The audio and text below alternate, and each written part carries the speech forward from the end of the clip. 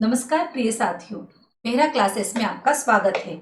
मैं हूं आपके इतिहास के एजुकेटर डॉक्टर शताब्दी गहलोत और आज हम पढ़ने वाले हैं मध्य प्रदेश का इतिहास इतिहास के संदर्भ में। ठीक है, प्रथम प्रश्न पत्र के अंतर्गत आने वाला मध्य प्रदेश का इतिहास।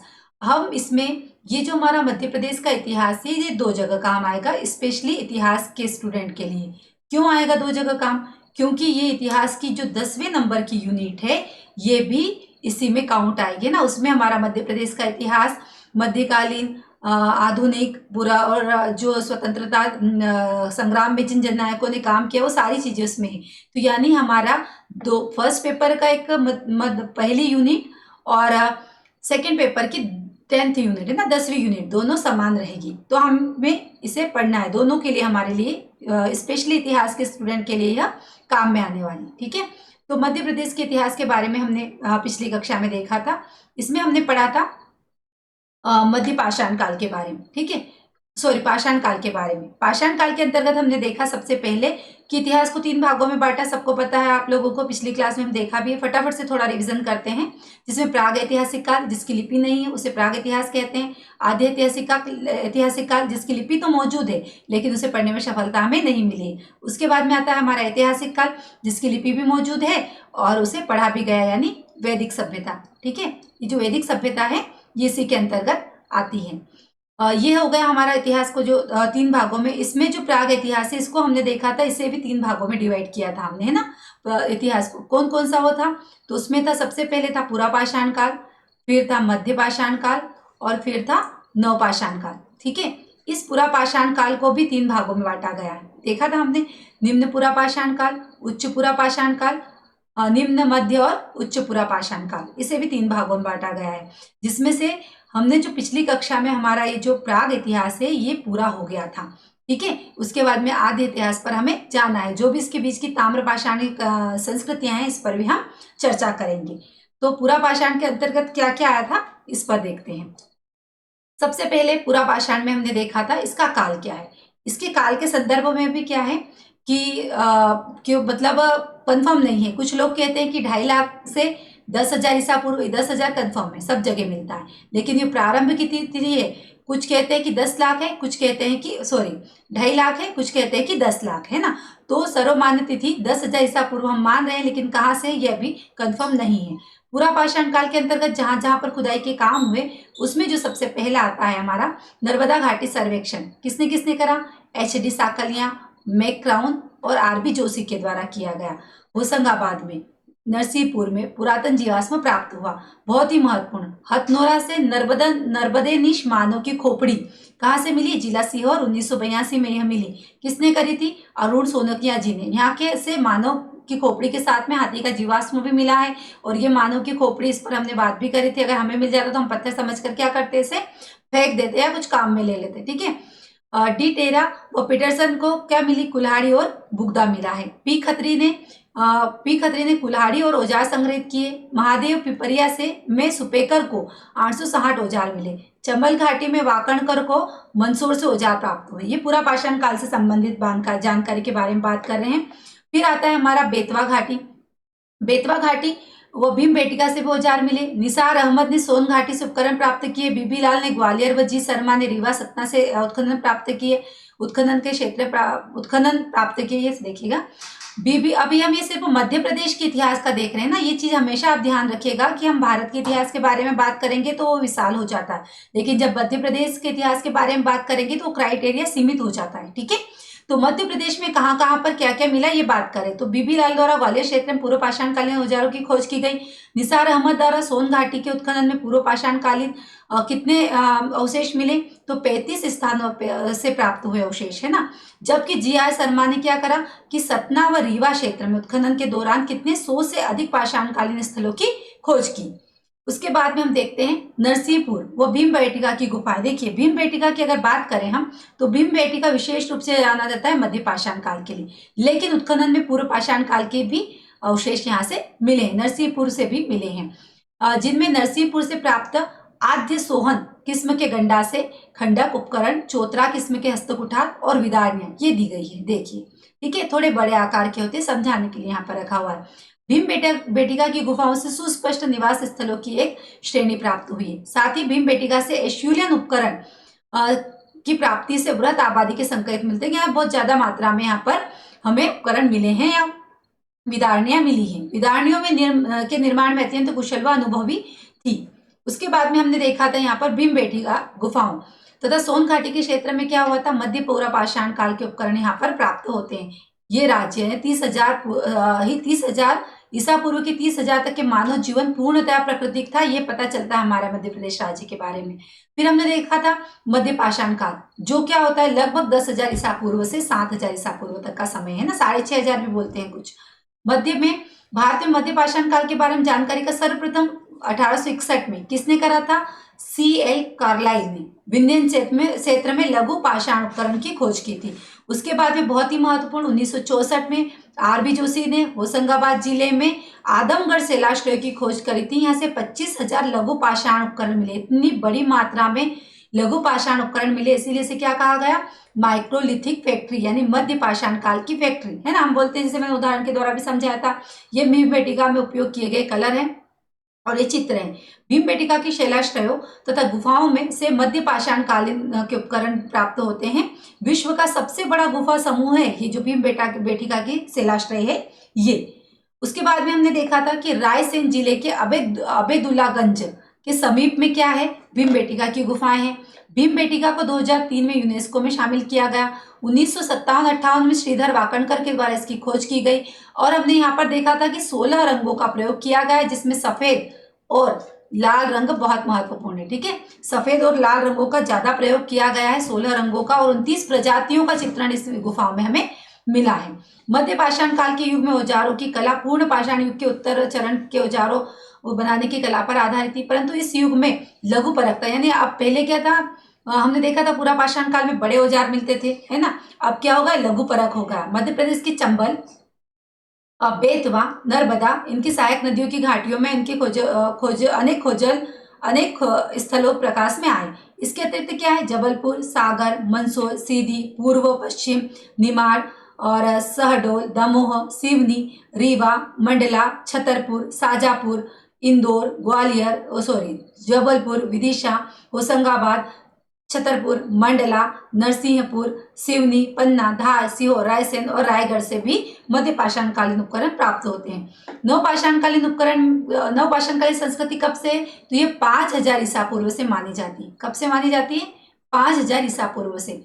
अब यहाँ पर आते आते मनुष्य ने समाधान की प्रक्रिया यानी दफनाने और जलाने दोनों की प्रक्रियाओं में से दफनाने ज्यादा मिला है।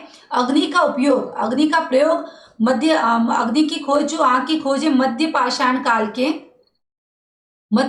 काल के अंत और नवपाषाण काल के प्रारंभ में आग की खोज हो गई थी, लेकिन व्यवस्थित रूप से प्रयोग कब करने लग गए थे, नवपाषाण काल में अग्नि का प्रयोग करने लग गए थे। सबसे महत्वपूर्ण चीज, अब कृषि व पशुपालन से क्या हो गया था, मनुष्य परिचित हो गया था। इस काल में पत्थर के अतिरिक्त हड्डियों के औजार भी मिले हैं। भारत में इस संस्कृति की बस्तियों का सबसे पहला प्रमाण कहाँ मिला है, तो मेहरगढ़ में नवपाषाण कालीन प्रमुख बस्ती है। ठीक है, मेहरगढ़, जो कहाँ पर है, जो पाकिस्तान के बलूचिस्तान का एक भूभाग है। इस काल के औजार कहाँ मिले हैं, एरन, जो वर्तमान सागर है, जतकारा, जबलपुर, दमोह, सागर व होशंगाबाद आदि क्षेत्रों में हमें मिलते हैं। ये यहाँ तक हमारा हो गया था। ये उदाहरण के तौर पर ये सारे आपके सामने देखो किस तरह से परिष्कृत औजार अब बनने लग गए थे। ये मृदभांड है ना, और ये उपकरण है, ये औजार कुल्हाड़ी के रूप में, ये व्यवस्थित विदारणियां हैं, इनका उपयोग अब मानव करने लग गया था। अब इसने क्या क्या चीजें सीखी थी, ठीक है, मनुष्य के द्वारा सबसे पहले पहिए का आविष्कार हुआ, फिर मृदभांड कला है ना, अभी देखिए हमने बर्तन बनाना, गृह निर्माण सीख गया था। अब क्या हुआ था कि मनुष्य समुदाय में रहने लग गया था, यानी ग्रुप में रहने लग गया था। H.D. साकलिया ने 1957-58 में खरगोन में नावदा टोली, ये ताम्र पाषाण कालीन बस्ती है, इसकी खोज की। H.V. त्रिवेदी ने 1960-61 में मंदसौर में आवरा की खोज की। ठीक है, ये आगे आने वाली संस्कृतियां हैं जिनकी खोज की गई। अब बात करते हैं हम ताम्र पाषाण काल। आज की क्लास अब यहाँ से प्रारंभ होगी। ठीक है, ध्यान रखिएगा कि ये हमारे इतिहास की भी 10th नंबर की यूनिट है और प्रथम प्रश्न पत्र में पहले नंबर की यूनिट है। ठीक है, तो ये ताम्र पाषाण काल के बारे में हम अब जानेंगे। ताम्र से हमें पता चलता है कि तांबे और पत्थर का युग। ठीक है, ये है ताम्र और ये है पाषाण। इन दोनों को मिलाकर जो काम जब औजारों और बर्तनों में इन दोनों का जब समावेश होने लगा तो उसे क्या कहा गया? ताम्रपाषाण काल। ठीक है। सबसे पहले जो मनुष्य के द्वारा जो धातु प्रयोग में लाई गई वह धातु भी तांबा ही थी। ठीक है, तांबा ही धातु प्रयोग में लाई गई। और पहला जो पशु पालतू पशु था वह था कुत्ता। और जो हथियार मिला वह है कुल्हाड़ी। कहां से मिला? पलवरम से। ठीक है। तो मानव ने औजार बनाने, सबसे पहले इसके अधिकांशतः भारत के उत्तरी क्षेत्र मिलते हैं। किसके? ताम्रपाषाण के उत्तरी क्षेत्र मिलता है। मानव ने औजार बनाने के लिए पत्थर के साथ तांबे का उपयोग किया। भारत द्वारा सर्वप्रथम तांबे की धातु का प्रयोग किया गया। अभी बताया मैंने आपको। ताम्रपाषाण काल की मालवा संस्कृति का विकास नर्मदा घाटी और चंबल घाटी क्षेत्र में मिलता है। जो मालवा संस्कृति उसका विकास कहाँ कहाँ मिलता है? एक तो नर्मदा घाटी और दूसरा मिलता है हमें चंबल घाटी में। मालवा संस्कृति की जो मृद भांड है वह सर्वश्रेष्ठ है। अगर आपसे पूछा जाए कि किस संस्कृति के मृद भांड सर्वश्रेष्ठ है तो कौन सा है? मालवा संस्कृति। ठीक है, मालवा संस्कृति की जो मृद भांड है सर्वश्रेष्ठ है। आगे बढ़ते ताम्रपाषाण में। मालवा में, अब जब मालवा संस्कृति श्रेष्ठ है, मालवा हमारे मध्य प्रदेश में आता है ना, तो मालवा संस्कृति की जो मृद भांड श्रेष्ठ है तो मालवा में वृषभ मूर्तियों के प्रमाण मिले। वृषभ मतलब बेल, जिससे क्या स्पष्ट होता है कि वृषभ इस काल में धार्मिक संप्रदाय का प्रतीक था। किस काल की बात कर रहे हैं हम? ताम्रपाषाण काल की। जबकि एरन में राज्य की ताम्रकालीन संस्कृति की विकास की स्थिति देखने को मिलती है। इनमें मालवा नावदा टोली के उत्खनन 1400 ईसा पूर्व तक के साक्ष्य तथा कायथा एवं एरन के उत्खनन से 2000 ईसा पूर्व के साक्ष्य मिलते हैं। अगर सबसे प्राचीन कौन सा है दोनों में से? कौन से लंबे समय तक का मिलता है हमें? ये देख कमेंट्स बॉक्स में जरूर बताना ताकि समझ में आ रहा है कि नहीं। अभी ईसा पूर्व ईस्वी में कंफ्यूजन तो नहीं है आपको। अगला देखते हैं ताम्रपाषाण काल के जो प्रमुख स्थल है। सबसे पहले कायथा कहाँ पर है? तो ये उज्जैन जिले में काली सिंध नदी के किनारे है। इसके क्या साक्ष्य है? भूरे रंग के मृदभांड यहाँ से मिले हैं। खोज किसने करी? 1964 में श्रीधर विष्णु वाकणकर के द्वारा। विशेष क्या है इसके बारे में? कायथा को पहला ताम्रकालीन नगर माना जाता है। ठीक है, अगर आपसे प्रश्न पूछा जाए कि पहला ताम्रकालीन नगर कौन सा है तो हम क्या कहेंगे? कायथा है। कहाँ स्थित है? तो कहाँ पर स्थित है ये स्थित है उज्जैन में। ठीक है, ये रहा हमारा उज्जैन। यहाँ पर क्या स्थित है? ये हमारा कायथा। अब आता है नावदा टोली। कहाँ पर है? तो महेश्वर खरगोन जिले के महेश्वर में है नावदा टोली। किस किनारे? किस नदी के किनारे? नर्मदा नदी के किनारे। कायथा किस नदी के किनारे था? काली सिंध नदी के किनारे। यहाँ से क्या मिले? भूरे रंग के मृदभांड। भूरे रंग के कायथा से भी मिले हैं, यहाँ से भी क्या मिले हैं? भूरे रंग के मृदभांड। खोज किसने की है? 1952-53 में HD साकलिया और SB देव के द्वारा नावदा टोली की खोज की गई। अभी हमने देखा था पीछे ताम्रपाषाणिक बस्ती। ठीक है, आगे देखते हैं।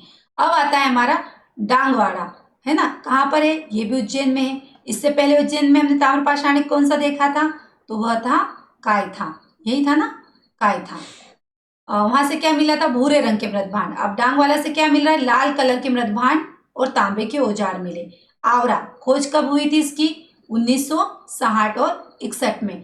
किसने की थी इसकी खोज? तो HB त्रिवेदी ने। स्थिति क्या है? चंबल नदी के किनारे, मंदसौर जिला। साक्ष्य क्या मिला यहाँ से? रोमन व्यापार के साक्ष्य मिले। ध्यान रखिएगा, आवरा से क्या मिला हमें?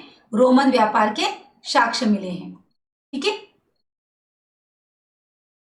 अब अगला हमारा आज का टॉपिक जो आता है वह है वैदिक सभ्यता, है ना? वैदिक सभ्यता। अब मध्य प्रदेश में वैदिक सभ्यता से संबंधित ज्यादा जानकारी नहीं मिली है। अब आप सोच रहे होंगे कि ये तो हम डायरेक्ट ऐतिहासिक युग में आ गए, तो आपको मैं इसके लिए बता देती हूँ कि मध्य प्रदेश में सिंधु सभ्यता के यानी सैंधव्य सभ्यता का कोई भी साक्ष्य मौजूद नहीं है। ठीक है, इसलिए हमें क्या पढ़ना पड़ेगा? डायरेक्ट हमें पढ़ना पड़ेगा वैदिक सभ्यता। ठीक है, तो इसीलिए हम डायरेक्ट वैदिक सभ्यता पर आ गए, यानी ऐतिहासिक समय में आ गए, है ना? और सिंधु सभ्यता हमारा आदि ऐतिहासिक काल है। ठीक है, तो सिंधु सभ्यता के संबंध में मध्य प्रदेश में उत्तर वैदिक काल में निषाद आर्य जाति के लोग रहते थे। कौन सी जाति के लोग रहते थे? निषाद या आर्य जाति के लोग। वैदिक काल में इस दौरान इक्ष्वाकु वंश के शासक मुचुकुंद ने मानधाता नगर ओंकारेश्वर की स्थापना की। मानधाता कौन सा नगर है? ओंकारेश्वर। वैदिक काल में है यादव वंश के शासक ने महिष्मति, जो है यादव वंशी शासक है, इसने महिष्मति, जिसका शासक का नाम है महिष्मति, है ना, और इसने कौन सा नगर बसाया? महिष्मति नगर, जो वर्तमान में महेश्वर नाम से जाना जाता है यादव वंशी शासक महिष्मति ने महिष्मति नगर अर्थात महेश्वर नगर की स्थापना की थी। और ओंकारेश्वर की किसने की थी? मुचकुंद ने, इक्ष्वाकु वंशीय शासक। ये इक्ष्वाकु वंशीय श्री राम का ही वंशज है। ठीक है। वैदिक काल में नर्मदा का नाम क्या था? रेवा था। पहली क्लास में हमने देखा था, है ना, भूगोल के अंतर्गत जो नदियां पड़ी थी, रेवा, रव की ध्वनि के कारण कहा जाता है रेवा। और चंबल का चरमावती और केन का क्या है? शुक्तमती नाम मिलता है। ठीक है, नदियों के नाम बता रहे हैं। शतपथ ब्राह्मण में नर्मदा नदी को क्या कहा गया है? शतपथ ब्राह्मण में भी रेवा कहा गया है। पूछा जाता है प्रश्न ना कि किस ग्रंथ में क्या कहा गया है, तो शतपथ ब्राह्मण में नर्मदा नदी को रेवा कहा गया है। वंशी राजा अवंती के नाम पर अवंती नाम पड़ा। अवंती जो वर्तमान में उज्जैन में, उज्जैन को ही अवंती कहते हैं। ठीक है, ये है वंश। एक बार फिर आया था यादव वंश, जो महिष्मति शासक ने महिष्मति नगर की स्थापना की थी। दूसरी बार अवंती के नाम पर अवंती पड़ा। आगे बढ़ते हैं। वैदिक सभ्यता, है ना, वैदिक सभ्यता में वैदिक कालीन कार्यों का विस्तार इतना नहीं हुआ कि वे मध्य प्रदेश के किसी भाग तक पहुंच सके। उत्तर वैदिक काल की कुछ अनार्य जातियों के नाम ऐत्रेय ब्राह्मण में मिलते हैं। ठीक है, कहाँ मिलते हैं? ऐत्रेय ब्राह्मण में मिलते हैं। मध्य प्रदेश के जंगलों में निवास करती थी, ऐसा कहा जाता है। और इन जातियों में निषादों का नाम विशेष उल्लेखनीय है। अभी हमने पीछे भी देखा था। ठीक है, यह निषाद जाति के लोग मध्य प्रदेश में वैदिक समय में रहते थे। वैदिक सभ्यता में आर्यों को मध्य प्रदेश की जानकारी नहीं थी। ठीक है, वो यहाँ तक आ ही नहीं सके। उनका जो क्षेत्र था वो सप्त सैंधव प्रदेश था। ठीक है, अगस्त ऋषि के नेतृत्व में यदु कबीला मध्य प्रदेश में आया। किसके नेतृत्व में? अगस्त ऋषि। उत्तर वैदिक काल, जिसका समय 1000 से 600 ईसा पूर्व, विश्वामित्र के 50 शापित पुत्र मध्य प्रदेश में आकर बसे। ऐत्रेय ब्राह्मण के अनुसार सर्वप्रथम निषाद जाति के लोग मध्य प्रदेश में बसे। अभी हमने पीछे देखा था, कौशिक की उपनिषद में विंध्य प्रदेश नाम मिलता है, यानी मध्य प्रदेश था, है ना। ये उपनिषद बता रहे हैं हमें कि विंध्य प्रदेश यानी मध्य प्रदेश का नाम मिलता है कौशिक की उपनिषद में। शतपथ ब्राह्मण ग्रंथ में इस प्रदेश का नाम क्या है? रेवोत्तरम, अर्थात रेवा के उत्तर में, अर्थात नर्मदा नदी का नाम मिलता है हमें शतपथ ब्राह्मण में। ठीक है, थोड़ा हमें आसपास देखना पड़ेगा। ये वैदिक कालीन ये मिट्टी की जो प्रतिमा है आपके सामने है, देखिए इसे भी ध्यान से।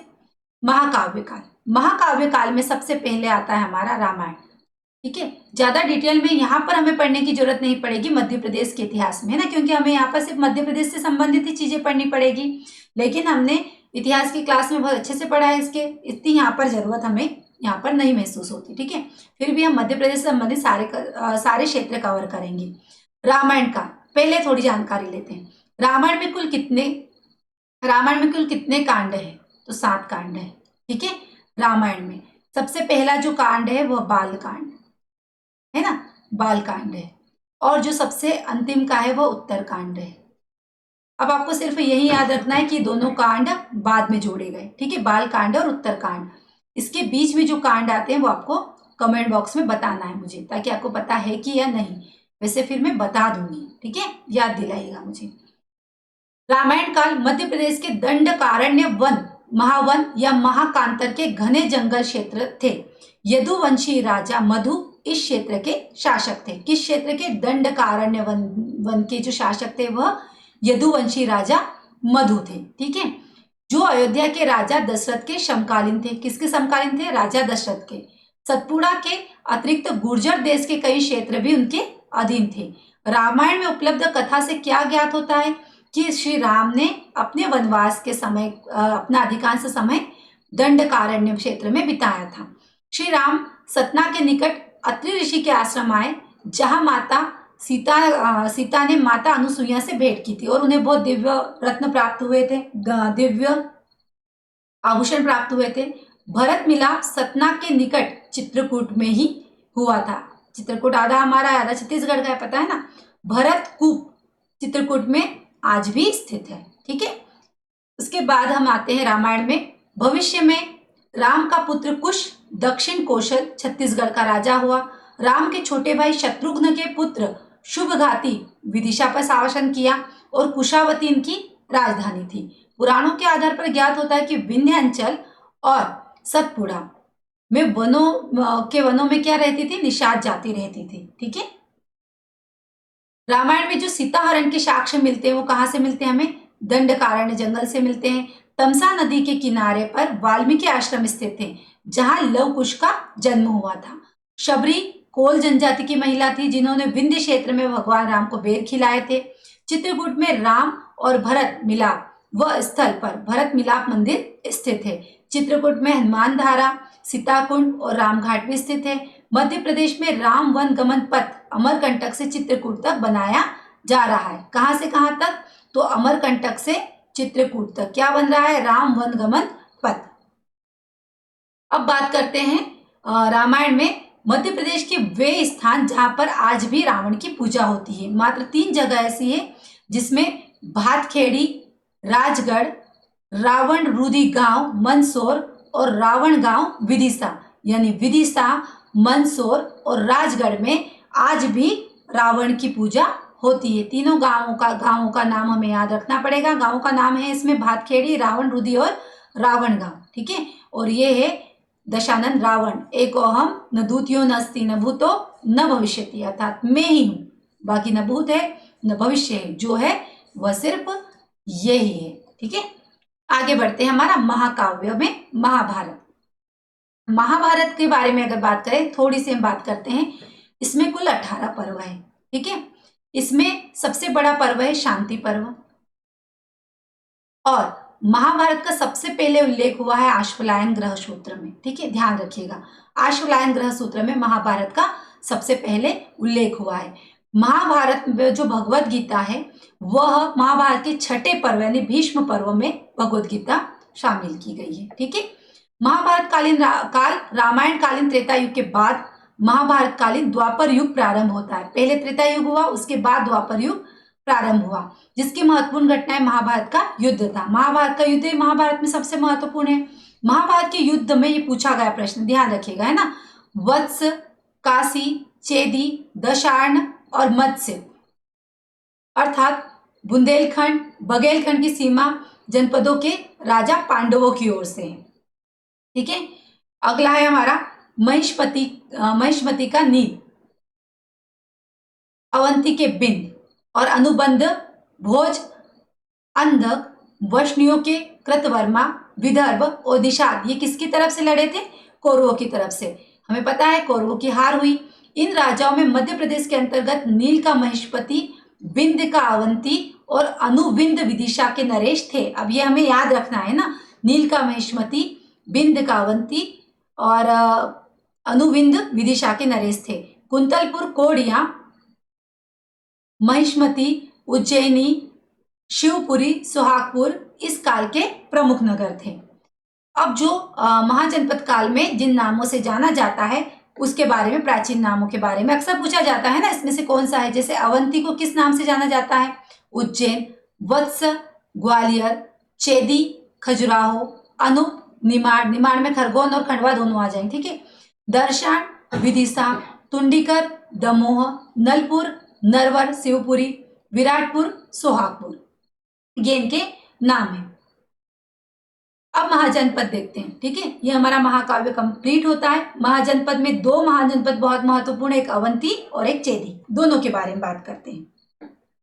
सबसे पहले 600 ईसा पूर्व के 16 महाजनपदों में इस राज्य के अंतर्गत जो आते हैं वह चेदी और दूसरा आता है हमारा अवंती। अवंती महाजनपद अत्यंत विशाल था। यह पश्चिम और मध्य मालवा के क्षेत्र में बसा था। दोनों क्षेत्रों के बीच में क्या है, पश्चिम और मध्य दोनों क्षेत्र। और इसकी जो राजधानी थी, है ना, इसकी जो अवंती की राजधानी थी, एक तो उज्जैन तो थी और दूसरी क्या थी, महेश्वर, है ना। और इन दोनों के बीच में क्या बहती थी, नदी बहती थी वैत्रवती, जो वर्तमान पेतवा नाम से जानी जाती है। विष्णु पुराण से क्या ज्ञात होता है कि पुलिक जो बृहदत्त वंश के अंतिम राजा रिपुंज का मात्य था, जिसने अपने स्वामी को हटाकर अपने पुत्र प्रदोत्य को वहां का राजा बनाया था। प्रदोत्य के बाद उसका पुत्र पालक अवंती का राजा हुआ। सामान्य जानकारी के लिए परिशिष्ट पर्व से क्या पता चलता है कि पालक ने वत्स पर किसने? पालक ने, जो प्रद्योत का पुत्र था ना, वत्स पर आक्रमण कर उसकी राजधानी कौशाम्बी पर अधिकार कर लिया। बाद में विशाखयु, अजक व नंदीवर्मन ने बारी बारी से राज्य किया। कालांतर में मगध के हर्यक कुल के अंतिम जो शासक है नाग दाशक के काल में उसके अमात्य शिशुनाग द्वारा अवंती राज्य पर आक्रमण कर वहां के प्रद्योत वंशी के अंतिम शासक नंदीवर्धन को पराजित कर लिया और अवंती राज्य के पूरे क्षेत्र को किसमें मिला लिया? मगध में मिला लिया। किसने मिलाया है? किसकी बात हो रही है? शिशुनाग द्वारा, है ना?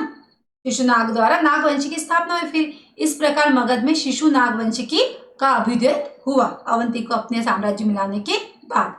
अब आता है नंद वंश का जो पहला शासक है, कौन है वो? महापद्म। शिशुनाग वंश के बाद आता है। उसने ही राज्य में नंद वंश की स्थापना करी। पुरातत्वविदों द्वारा बड़वानी में की गई खुदाई से मिली नंदों की मुद्राएं इस तथ्य को स्पष्ट उजागर करती है कि यहाँ पर इनका शासन रहा, यानी ये हमारे बड़वानी तक आ गए थे। ठीक है, किनकी बात हो रही है? ये नंदों की। अब हम एक एक दोनों महाजनपदों के बारे में हम पढ़ेंगे, जिसमें पहला क्या है? अवंती। उसमें क्या है? छठी शताब्दी ईसा पूर्व में मध्य प्रदेश में दूसरा बड़ा जनपद था। ठीक है, पहला चेदी है, इसके दो प्रांतों में विभक्त था। अवंती की जो राजधानी थी वह क्या थी? उज्जैनी। और दक्षिणी, है ना, उत्तरी अवंती की राजधानी क्या थी? उज्जैनी। और जो दक्षिणी अवंती है इसकी राजधानी क्या थी? महिष्मती। महाभारत व मेघदूत में उल्लेखित दर्शान, अभी देखा था विदिशा, जिसकी राजधानी क्या थी? विदिशा। विदिशा का पुराना नाम दर्शान भी है। ठीक है, अवंती में दो प्रसिद्ध नगर, एक तो क्या है? कुरघर और दूसरा है सुदर्शनपुर। ध्यान रखिएगा, कुरघर और सुदर्शनपुर। ये अवंती से संबंधित ये जो आप देख रहे हैं ये कॉइन्स है ना। अब आप मुझे बताइएगा कि कौन सी धातु के कॉइन्स बने होंगे। ठीक है, कौन सी धातु के यह कॉइन्स है? तो आप ज्यादा लोड न इसके बता दूं कि कॉपर है ना, क्योंकि मैं आपको चांदी की तो बता नहीं सकती है ना, चांदी और सोना बहुत महंगा है, इसलिए कॉपर के ही आपको सिक्के बताएं। अब जब हम एक नजर में जब देखते हैं किसी को पुरातात्विक स्रोत को, साधनों को, पुरातात्विक में ही आएगा, तो आप क्या देख रहे हो इसमें? क्या सोचोगे आप कि उस समय के सिक्कों पर क्या बना होता था? है ना, चित्त और पट, है ना, चित्त और पट, जिसमें क्या राजा की आकृति बनी होती थी, राज्य के चिन्ह बने होते थे, ये सारी चीजें हमें देखना पड़ेगा। सन लिखा हुआ होता था, है ना, तो ये बहुत बारीकी से इतिहास का इस पर अध्ययन करते हैं। अब महाजनपद में सबसे महत्वपूर्ण चीज, अवंती प्रदेश बौद्ध धर्म का एक सुप्रसिद्ध केंद्र था। ये प्रश्न आया गया है, लेकिन आप ध्यान रखिएगा कि भगवान बुद्ध कभी भी अवंती में नहीं आए थे। ठीक है, यदुवंशी वितिहोत्र का पुलिक नामक सेनापति ने अपने स्वामी का वध करके अपने पुत्र प्रद्योत को अवंती के राज सिंहासन पर बिठाया, भी हमने देखा था। ठीक है, चंड प्रद्योत गौतम बुद्ध के समय एक शक्तिशाली शासक था। उसके शासनकाल में अवंती का मगध, वत्स्य तथा कौशल से शक्ति संचयन के लिए संघर्ष चल रहा था। ठीक है, बौद्ध ग्रंथों से क्या ज्ञात होता है कि मगध शासक अजात शत्रु ने प्रद्योत के अभियान से बचने के लिए राजगृह का दुर्ग बनवाया था। किसने? मगध के शासक ने। चंड प्रद्योत के पश्चात पालक, ये देखा था हमें, विशाखयु, अजक, नंदीवर्मन नामक शासक हुए। नंदीवर्धन शिशुनाग से पराजित हुआ और फिर अवध में क्या हुआ? शिशुनाग वंश की स्थापना हुई। अब आता है हमारा अगला महाजनपद चेदी। ये देखिए चेदी, है ना। ठीक है, चेदी महाजनपद कहां पर है? तो ये बुंदेलखंड के पूर्वी भाग तथा उसके समीपस्थ भूभाग में विस्तारित है, विस्तीर्ण है। आगामी युग में चेदियों की एक शाखा क्या थी? कलिंग में स्थापित हुई। इसकी राजधानी चेली जाक के अनुसार सोत्थवती, महाभारत के अनुसार क्या है? शुक्तिमती। शिशुपाल यहीं का राजा था, चेदी का। छठी शताब्दी ईसा पूर्व में एक बहुत बड़ा जनपद था, किंतु बाद में कमजोर होता गया और इसे भी मगध साम्राज्य में मिला दिया। और फिर हम आगे देखेंगे कि महाजनपद के बाद में हम मगध को ही देखेंगे कि सारा एक राजतंत्र हो गया। फिर जो भी मगध पर अधिकार करता था वो सम्राट हो जाता था। फिर हम देखेंगे मौर्य साम्राज्य के बारे में। ठीक है, मौर्य साम्राज्य के बाद में फिर अगला जो आएगा वह शुंग आएगा। ठीक है, तो इसकी ट्रिक भी हम सीखेंगे, कैसे याद रखेंगे। तो ये हमारा हो गया चेदी राजवंश। ये हमारे महाजनपद खत्म होते हैं और ये हमारी फीस स्ट्रक्चर है 9,999। जल्दी से आप अपने आप को एनरोल कीजिए, लिमिटेड पीरियड का ऑफर है। Thank you very much. आज की क्लास हम यहीं समाप्त करते हैं। जय गणेश।